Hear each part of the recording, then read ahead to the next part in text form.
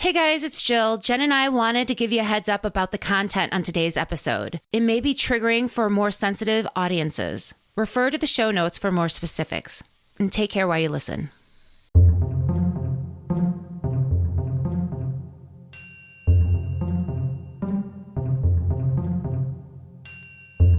On this episode of Common Mystics, we solve a cold case, the murder of a young woman in 1934 in a working-class town just outside of Atlantic City.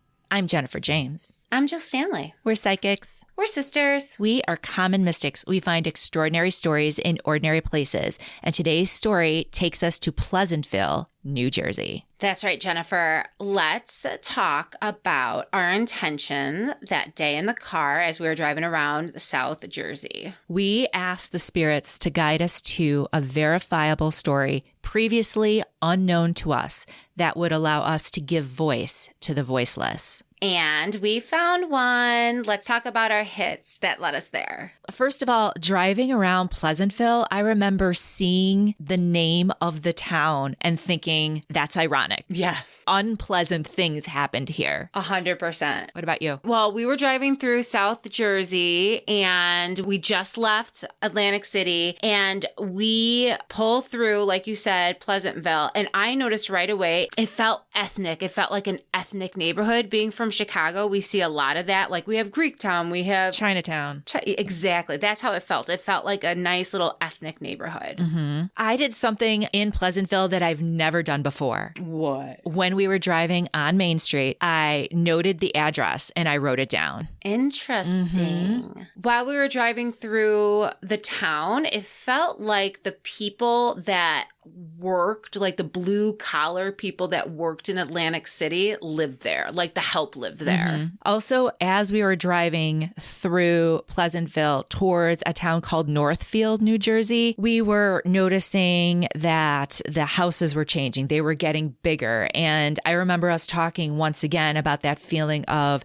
people in power, people with privilege, people with money, and those without. So again, that idea of a case that had the haves and the have-nots. That wealth discrepancy. Mm-hmm, exactly. You know, weird. We ended up at a cemetery and one of the graves at the cemetery had our sister's like exact name on it. That was really like a smack in the face. And it felt like we were going to find a story to give voice to someone that would be someone's sister. Yes, I agree. So tell me about Pleasantville, New Jersey. Pleasantville, New Jersey is located in Atlantic County, New Jersey. It is on the South Jersey coast. It's a little working class town. It's just about 5 minutes across the marsh from Atlantic City itself. And the economic fortunes of those living in Pleasantville, New Jersey would be directly tied to what was happening in Atlantic City at the time. That totally makes sense. So, like, as Atlantic City was developing, the people who were developing Atlantic City needed a place to stay. Mm-hmm. And as the money was coming in and they were expanding in Atlantic City, the money was coming in for those expanding Atlantic City and making it work. So that totally makes sense. Right. And also the people who were living in a place like Pleasantville would have been the actual workers who would be commuting to Atlantic City every day in the building and maintaining of all of the industry there. You took the lead on our research. I did. Tell me what you found. Let's get right into it. I felt really compelled to keep digging for a woman who was murdered. And Jill, I think I found her. I think I found who has been like screaming out to me in my mind since we left Jersey, for real. Tell me all about her and the unfortunate circumstances that led to her death and what you know about them. Our story takes us to 1934. Her name was Gaetana Cardile. She was known as Anna. She was 19 years old. On the night of Wednesday, October 3rd, 1934, Anna left her family home located on Main Street in Pleasantville, and she left by slipping out around 8 p.m. without telling her family where she was going or what she was doing. Okay, so far sounds like a regular teen to me. Okay. Right. Regular 19-year-old going out in the town. Mm-hmm. Witnesses reported that she got into an automobile, a sedan, in other words, a 4-door car on Main Street right in front of a local restaurant. And in the car were 2 men and another woman, and that car was headed towards Northfield, but witnesses could not identify the plates. That's where we were headed. Exactly. We were on Main Street headed towards Northfield. So everything about this seems legit. I do not see anything bad happening. Okay. Tell me what else is going on. There were more witnesses who would tell police that they did see Anna talking to a man that looked to be middle-aged who had a, quote, powerful and stocky build. Okay, that is a little unnerving. And those were the last sightings of Anna because she never returned home. Oh, okay, I did not see that coming. So what happened? Well, the following day, on October 4th, 1934, her brother called the police and reported her missing. Oh, God, they must have been out of their minds. Several days later, a body of a young woman was found buried in a sandy, shallow grave just west of Atlantic City by 2 young teenage boys who had been playing in the bulrushes. That is a horrible day for everyone involved. For real. Especially those boys. Oh, my goodness. And that's not good. And the body, sadly, was confirmed by her family to be that of Ms. Anna Cardiel. Nowadays, Jen, when investigators are looking at a crime of murder, they look at something called the victimology, like what in this person's life could have exposed them at a greater risk to being a victim of homicide. Can we look at Anna's victimology to give us clues as to who could have done this crime and who had access to Anna? Anna worked at the local 5 and Dime. She was a sales clerk. She would be working with the public, and also she would be working with different vendors and merchants as well. So in that regard, she was 19 years old, fun, pretty, liked to go out, and was very accessible to the public. Yeah, and people would have recognized her. That's probably why there were so many sightings of her that night, because it's like, Anna, I saw Anna. Yeah, she was at the restaurant, or I saw Anna, she was talking to some dude. Okay, that makes sense. So she was well known. What else do we know about her victimology that may indicate or shed some light on to why she was heinously murdered? Once she was discovered, the police questioned just about everybody in Anna's life. And many of them mentioned that Anna was dating a couple of guys pretty recently. Well, I don't see anything wrong with that. She had been seeing a man named John Sutton, who lived in Linwood, not too far from Pleasantville. Okay. So he was one of the 2 recent quote-unquote boyfriends. Got it. Who is another? Another one was a man named George Scholes, who was from a Pleasantville family, but was currently in the Army and stationed in Fort Wadsworth in New York. If he wasn't in town, how did we know that they had some kind of relationship? Great question. When the investigators searched Anna's room in her house on Main Street, they found 15 letters in Anna's bedroom written by George Scholes to Anna. And those letters were written between June and September. Now remember, she was murdered in October. And the letters found suggested that the 2 were on quote unquote intimate terms by the tone and the content of those letters. Is there anything in the letters that stuck out to you as troubling or notable? Oh, yes. To me and to police at the time. Something you would want to share? In 3 of those letters, 3 of the 15 written by George Scholes, the soldier, to Anna, he warns her not to let, quote, her people know about, quote, her condition, unquote. What was he referring to when he referred to her condition? Was she like clubfoot? Like what was Did happening? she have the gout? No. She was not clubfoot and she didn't have the gout. Her condition was that she was pregnant. She was about 4 months pregnant. In fact, the remains of her baby were found along with Anna's remains in that shallow, sandy grave. That's terribly sad. Terribly sad.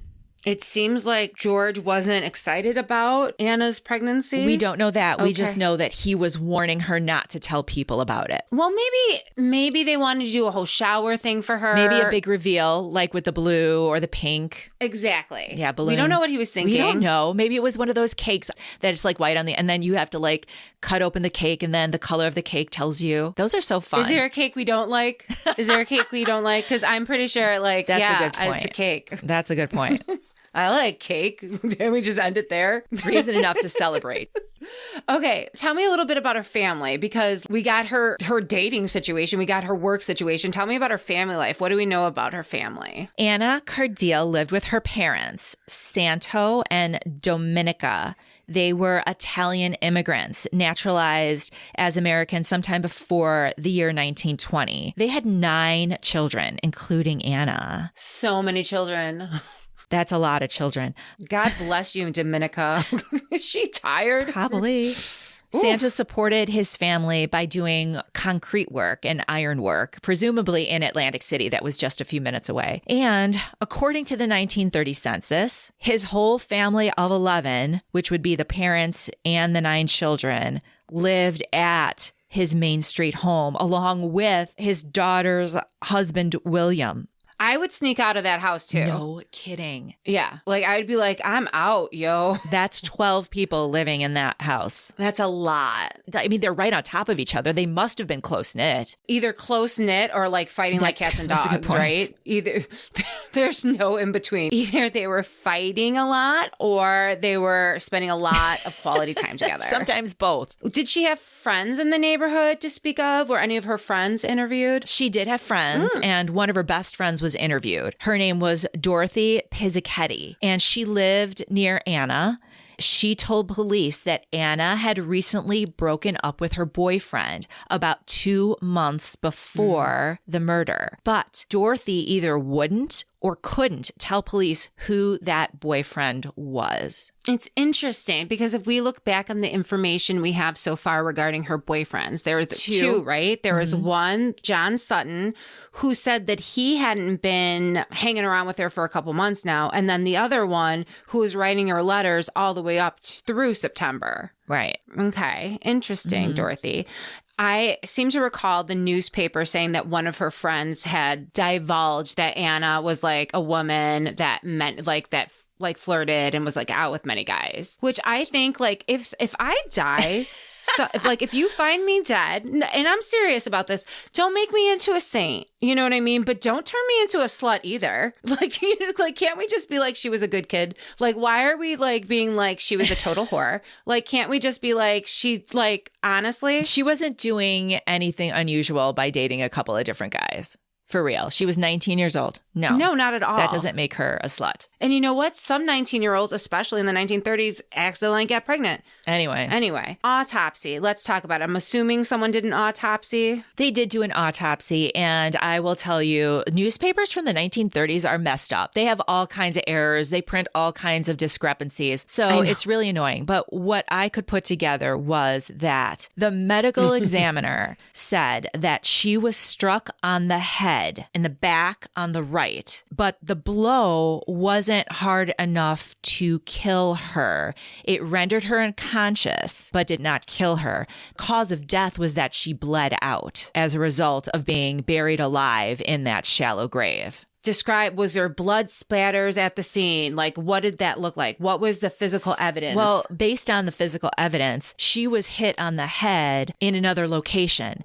And the police's theory was that she was in a car that was pulled up to the road, that she was beaten on the head in the car and then dragged about 100 feet off the road to this sandy area and hastily buried in the sand. So the police were saying there's evidence that there was a car, there was a dragging, and there's the pools of blood. Yes, where she was left. Okay. So who were the investigators of this crime? Who's going to bring this murderer to justice, Jennifer? Okay, well, the chief of police at the time was Samuel Naylor. Chief Naylor. We're going to be talking about him quite a lot.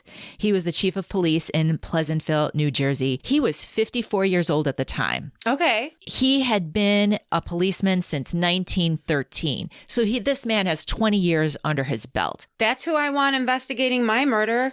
Exactly. He also worked his way up. He started as a patrolman, then worked his way up to sergeant, then captain, then chief of police. I'm liking this guy. He appears to be a hardworking man who went through the ranks. No nonsense, kind of crotchety old investigator that's going to bring me some justice. I like it. Who else is helping the chief out? The other player is Robert McAllister, and McAllister was the prosecutor in Atlantic County, New Jersey at the time of the murder.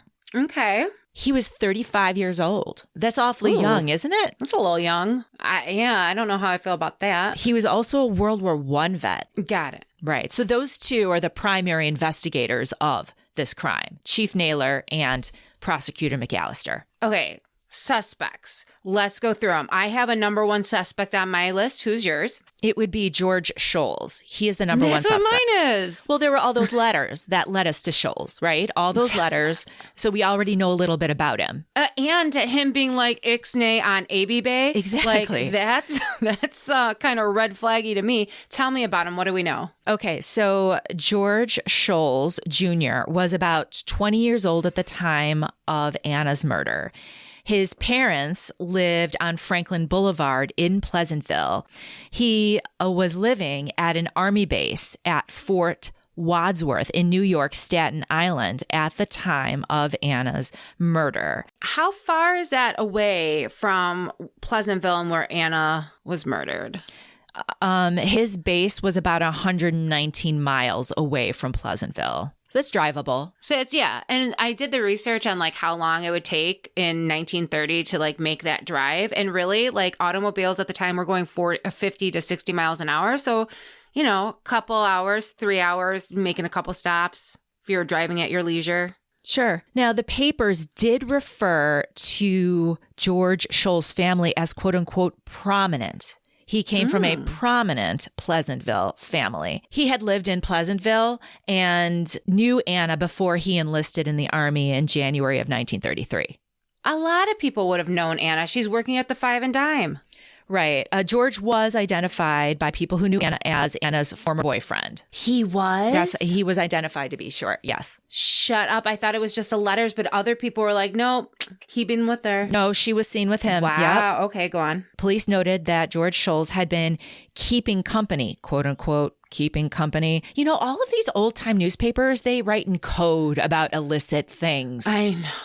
It's super annoying. Because to me, I'm like, they kept company. No. Like they were keeping company with Anna prior to her murder. And not only that, but George was seen in Pleasantville on the actual day that Anna went missing, October 3rd, 1934. So this case is closed. Thank you very much. What do you mean it's closed? I mean, what more do we need? Letters, baby Hayden, don't tell people of your condition. I'm in town. So the end. He was seen in Pleasantville on October 3rd with a woman that he was, quote unquote, keeping company with from New York. The man keeps a lot of company. He does keep a lot of company. And he was with a New York girl. And he was seen near Anna's house with the New York girl on the night of her disappearance. How do you like that? I am like... hate the game, not the player. I don't know. It seems, why would he bring another girl to his girlfriend's house? But whatever. Seems weird. He arrived in Pleasantville with the girl from New York, and he stopped at George's friend's house. His friend's name was Charles Garton. Now, you said that he was seen by Anna's house. Did his friend Charles live near Anna's house? His friend Charles did live near Anna's house. He also lived on Main Street in Pleasantville. Okay. Now, Charles Garton, friend of George's, was questioned by police after Anna's murder. And Charles said that George and the New York girl visited his house on Wednesday, October 3rd around 6 p.m. And they were driving a sedan. And they asked him to get another girl so that they could all four of them go on a double date later that night. Shut your mouth. That was his statement. Did he go? Did he get the girl? According to him, he didn't go. He said he declined. He wasn't up for it. Okay. So there was that information from Charles Garton. Okay, so again, this case is over to me. I mean, I feel like I found the dude. He had motive. He was in the area. He had the means, access. Why are we talking? Prosecutor McAllister, remember the 35-year-old whippersnapper? Gotcha. He talked to George. He talked to George's New York girlfriend. He talked to Charles Garton. He talked to George Sr. and decided that, no, George Scholes had nothing to do with this murder. What gave him that idea? Because I got to tell you, McAllister, this seems pretty textbook to me. Well, George's dad, George Scholes Sr., told the police that his son had nothing to do with the murder, and he was sure about it. Well, no shit. I know. No shit. You know what? If someone came to my house questioning me about the dead bird that Sonny dragged home, I would be like, no, that bird died and we brought it in out of respect. Not my son. No, my son would never do anything like that. His father said that the last time he knew that Anna and his son George got together was back in Labor Day, because they went to Atlantic City for the day on the Sunday before Labor Day. And that was the last time the two of them were together, according to George's dad. Well, George's dad knows a lot about what George is doing in his spare time. It's a little weird. Did you get that detailed with Mom? Like, Dennis and I are going to go to Baker Square on Labor Day. We will hold hands in the company. Not only that, according to George Sr., George was driving the New York girls' coupe. He said he wasn't driving a sedan. He was driving the girls' coupe, which is an interesting detail for him to bring up when witnesses placed George in a sedan with the girl. That is very weird. Mm-hmm. The papers did note, though, that the Scholl family, they had 2 or 3 different automobiles. Police wouldn't comment if one of those automobiles might have been the sedan George was seen in. I mean, it's a small town. I would just walk over and be like, they had a sedan. But here's the biggest piece of evidence that I think McAllister was leaning on, if you ask me. Tell me what you think of this. Apparently, George Jr. got home the following night after visiting his family in Pleasantville on October 3rd, which happened to be the night that Anna went missing. And when he got home, he wrote a detailed letter to his parents describing his exact movements from Pleasantville until the following day. And he described how he and the New York girl visited another Camp Dick's on their way back to New York. And they stopped there.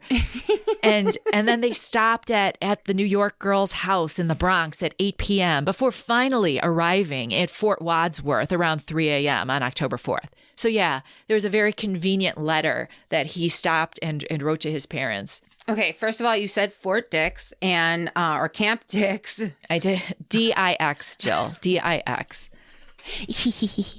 Okay, he arrived home at 3 a.m. According to his letter, yeah. On Thursday the 4th? So he was like driving all night. Oh, I'm so confused. Not only was he driving all night going with New York girl to all these different camps and forts and stuff, but then he came home and wrote a letter about it to his parents. Like, what are you saying? I know, that's super weird, right? How super convenient for him to be like, and this is my alibi, without saying this is my alibi. Well, especially because he just left his parents' house on the 3rd, right? Like, why are you writing them a letter on the 4th being like, I just got home. I just saw you a couple hours ago. Since that time, I went to the bathroom twice. I had an apple. Me and New York girl went here and here and here. Like, why would you do that? Right. It makes no sense. The thing is, Jen, although this man did write his parents a lovely little letter about his detailed whereabouts for the past 12 hours on October 4th, there was also other letters that were found. According to the investigation, there were shredded letters that George had in his possession at Fort Wadsworth. Can you tell me about those letters? Because I feel like that may be more credible evidence. When this murder came out, they questioned George. The police were there. He was under guard in his barracks. They searched his room. They did. And they found shredded letters that were stuffed into his baggage. Now, police at the time, and it was written in the papers, that they believed that those letters had something to do with Anna's disappearance and murder.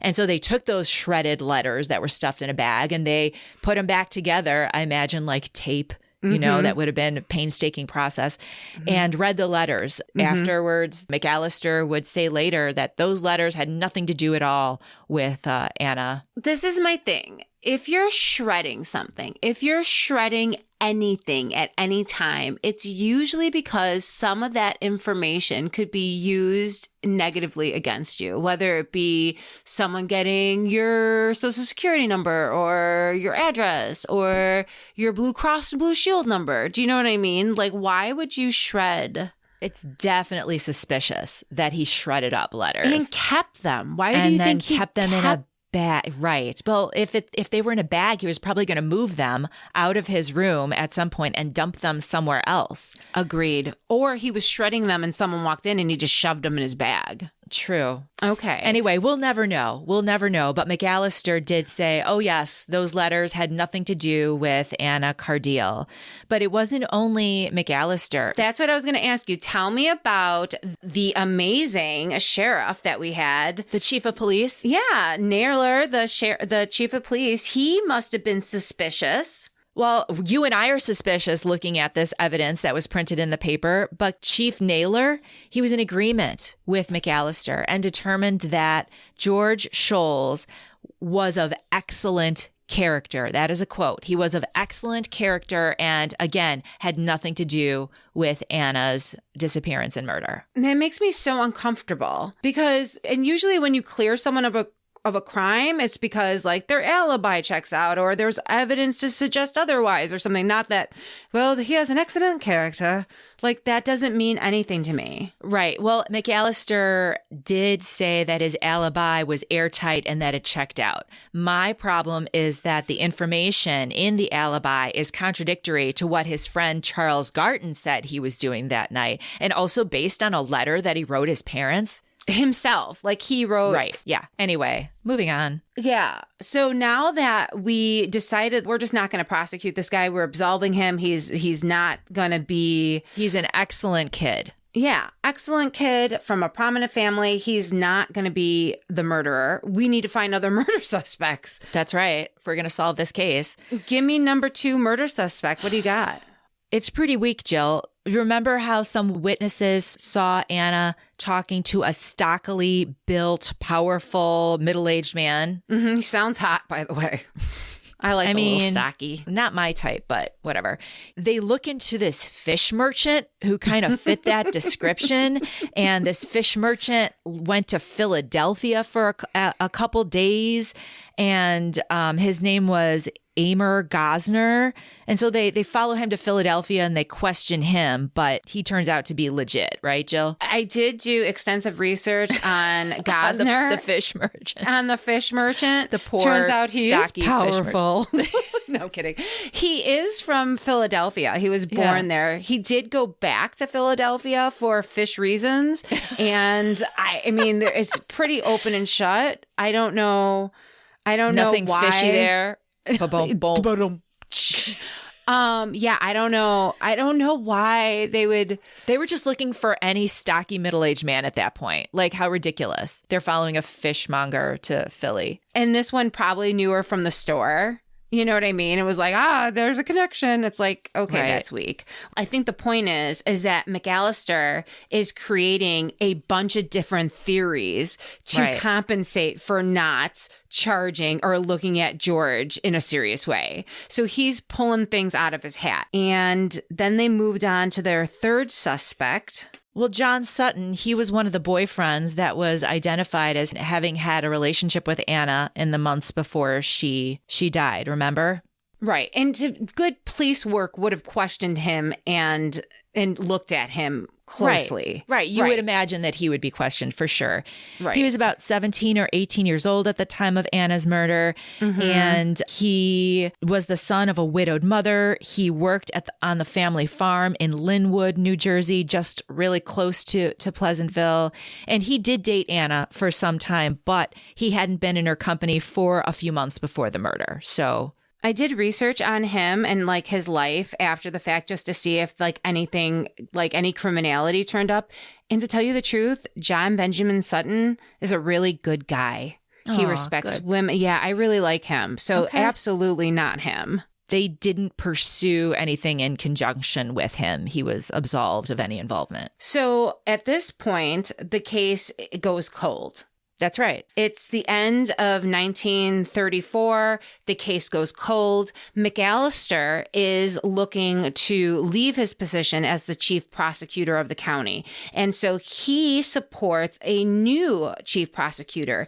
It's a young man named Altman. Yeah, Joseph Altman. Yep. Now, as part of this new assignment, this new elected official was like, I am going to go over all the open, unsolved crimes and murders around the city. There were said to be 7 of them, but apparently Altman got it down to just 2. And one of the 2 is Anna Cardill's murder, right? So as the efforts of opening up the case go underway, the press of the Atlantic City in 1935 report that there was an Alex Bolden and an officer, Albert Klein, of Atlantic City, and they were digging up where the crime scene was, and they had these big screens. They were sifting through the sand looking for any other evidence that they could find because, Jennifer, the police received an anonymous letter stating that the murdered girl's pocketbook had never been found, and it contained a clue to what happened to her. Now, Jennifer, give me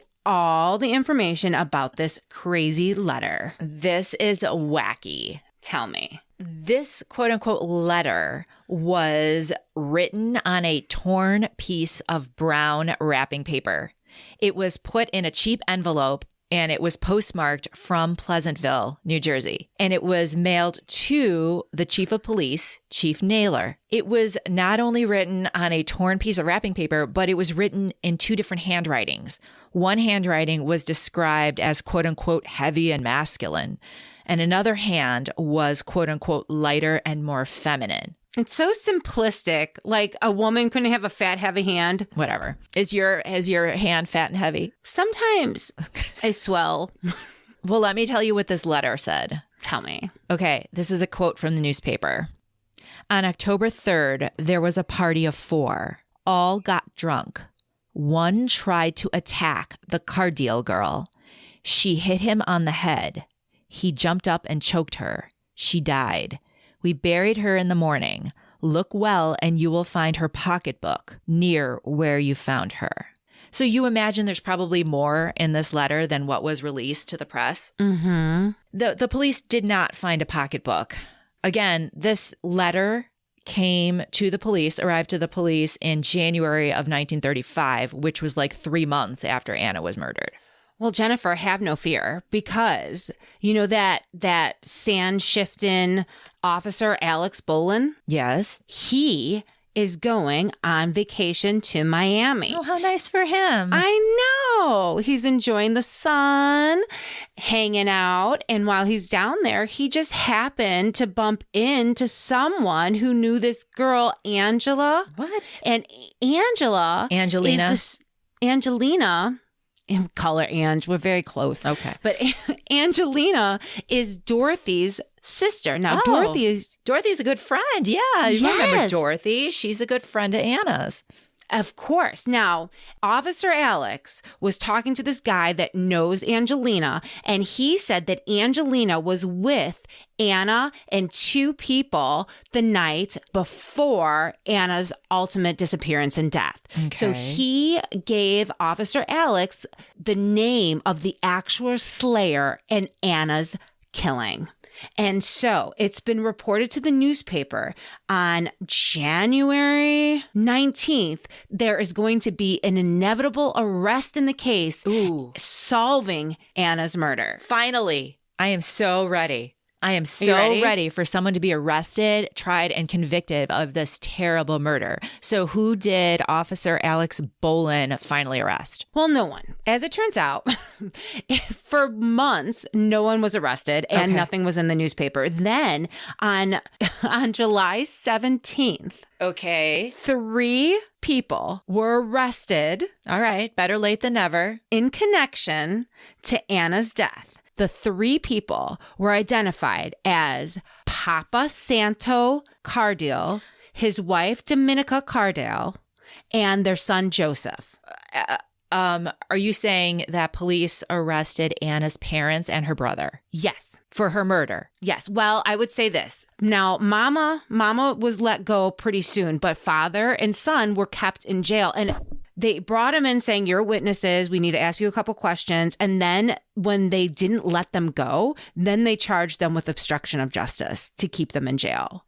Wow. And actually, there was a pretty high bail for both men, and friends and family would end up contributing to the bail to get them both released from jail. That's exactly right. So this is all like legit, like some fuckery, right? Like this is not police work. Did this go anywhere? Were they ever brought in again? Did anything come of this line of questioning? Nothing came out of it. Nothing came out of this at all. Not from Officer Alex down in Miami. His tip didn't plan out.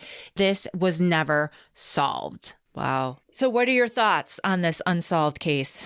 You took the lead on the research, so I want to hear what your thoughts are. I believe with 100% certainty that Private George Scholl was the killer of Anna Cardile. Tell me your evidence to support that.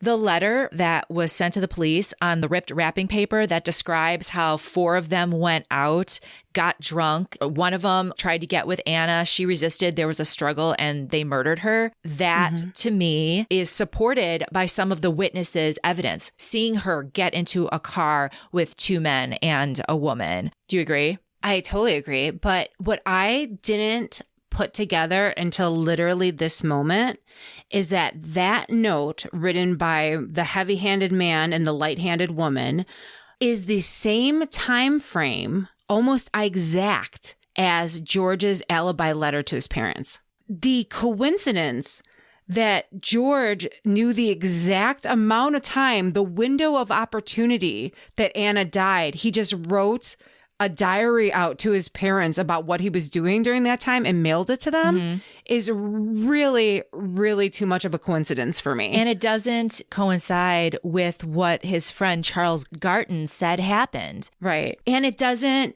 make sense if he just left his parents' house in Pleasantville, why he would be writing this letter. Like, it makes no sense why that letter was even written, unless he was writing it as an alibi letter. Exactly. Now, my next thing is, Jen, why do you think George would have killed her? What was the motive? We know that he wrote Anna letters that connected the 2 of them intimately. He would tell the police that he wasn't intimate with Anna. He would say that, but the letters say otherwise. In 3 of those letters, he is urging Anna not to tell her friends and family about the baby. Now, why would he care if the baby wasn't his? Why would he be so like hush hush about it? Also, the only other evidence that Anna was pregnant is the baby itself at the crime scene. That's right. So the only indication that anyone other than Anna knew that she was pregnant would have been the letters and just George. Interesting. So why do you think he wasn't charged? I mean, obviously dude, guys, this is not. It's obvious that he did it. We solved a murder, but this isn't like Murder, She Wrote. Like, this was not hard work. You know what I mean? Like, he obviously did this. Why wasn't he charged? I mean, why do you think he wasn't charged? I have my theories. First of all, it really bothers me that the chief of police said that he was a good boy, that he had excellent character. I think that in itself was an indicator that he was determining who was good and who was bad. And apparently, in their minds, in McAllister and Naylor's mind, was, George was a good boy, of good character, of a good family. He made a bad choice hanging around with this girl who wasn't of good character. She was pregnant. She was seen with many men. She ended up dying. The question is, was this life, Anna's life, worth punishing George in a serious way? And McAllister and Naylor decided, no, Anna was not worth that. This was a good boy who made a bad mistake with a girl. There's another thing that was happening that I want to give context to, and it kind of is along the same line, the same conversation. And that's that the newspapers at the time, when writing about Anna's murder, called it, quote, another American tragedy. Do you remember seeing that? You know what? I did see it on many newspapers in October of 1934. They started with like the byline being another American tragedy. Yes. I didn't know what that meant. Neither did I. It was a cultural reference that you and I had both missed until I did a little research on what are they talking about? What is an American tragedy? An American Tragedy was a novel that was published in 1925 by Theodore Dreiser, and it was a sensation. And it was based on the real life murder of a young woman by her lover in 1906. In the novel, the protagonist, Clyde, impregnates a young woman named Roberta, and he plans to murder her because he's afraid that she's going to reveal their relationship to the world. She wants to get married. He doesn't. He wants to move on with someone else. So he plans on murdering her, and he takes her to a lake, and they go out on a boat, and he's going to kill her, but he has a change of conscience, and he can't do it. But guess what? There's a terrible, terrible event happens where he accidentally hits her on the head with a camera in this novel. He accidentally hits her. She falls into the water. She drowns. And then there's a trial. Clyde is found guilty. He's sentenced to murder, and he is executed. Why is this a tragedy? This is a tragedy that both young people died as a result of their life choices. What a tragedy. And it's also a moral tale about the way young people were living in the 1920s, in the roaring 20s, in that time of like sexual freedom, drinking, carousing, right? Tell me more. Okay, July 1934. This is the same year that Anna's found murdered in October. In July of 1934, there is a real life murder of a young woman named Frida McKechnie in Pennsylvania, and it made the papers all over the country, and it was deemed, quote, an American tragedy. Of course, a reference to Dreiser's novel that came out in the 20s. Frida was pregnant, and her lover, Robert Edwards, was charged, tried, and sentenced to death. His sentencing came out in early October 1934, just days before Anna's murder. Everybody would have known about this case. Everybody would have understood an American tragedy. And by calling Anna's crime another American tragedy, it's like, here we go again. 2 young people's lives will be destroyed because of their choices. When will it stop?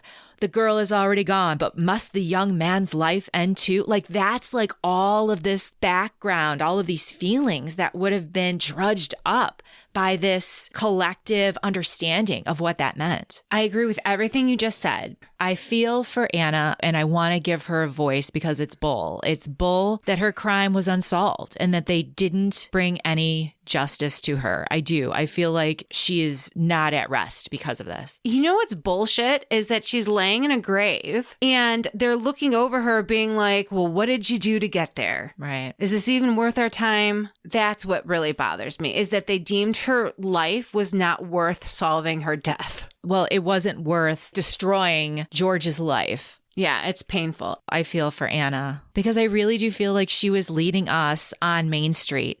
And when I stopped and wrote down that address, 585 Main Street, Anna lived on 516. We were on her block. You were driving and I stopped and wrote that down. We probably passed where she used to live. We Her passed the house. places where she worked, where she was last sighted. It just blows my mind that we were there. We were so close. I know she was leading us. I noted the restaurant. Yes. In the Yes. car, we were talking about the different ethnic restaurants. We were in her stomping grounds, and like she was excited to have us there and to lead us. And really quickly, we were picking up on an ethnic neighborhood, which she lived in, an Italian neighborhood. There was a Little Italy. Did I tell you that already? In Pleasantville, No. there was like this Little Italy section of Pleasantville. Yeah. Yeah, Cute, right? I mean, that's a direct reference to her and her heritage. Also, the fact that workers from Atlantic City live there. I feel like both her family and George's family were, workers connected to Atlantic City, don't you? Absolutely. Absolutely. The haves and the have-nots, I noticed that you skipped over it, but I really do think it's relevant to bring up the fact that George's family was said to be prominent in the paper. However, if you look into the family a little bit closer, you would see that not only were they prominent socially, but they did have significantly more money than the Cardeal family. And I'll tell you how I know this, because during the 1920s, there was a permit granted to add $75,000 of improvements to the existing property that was quite extensive that George's family owned. Not only were they going to make improvements to the existing bungalow, but they were also building a garage. $75,000 in today's money. It was like over $4,000 then. Okay, in today's money. Where Anna's family was living 12 of them to one little place. Yeah. Oh my gosh. What about the fact that we saw in the cemetery our sister's name? It left me with the impression that our voiceless was a sister. Right. And not only that, but I feel like her family, specifically her brothers, are still upset about this. Especially Joseph spending time in jail. I hope we give Anna some measure of peace. Anna, we love you. Thank you for talking to us, and we hope we gave you the voice you were looking for. Well, guys, thank you so much for listening. Let's end on a positive note. Please check out our website, commonmystics.net.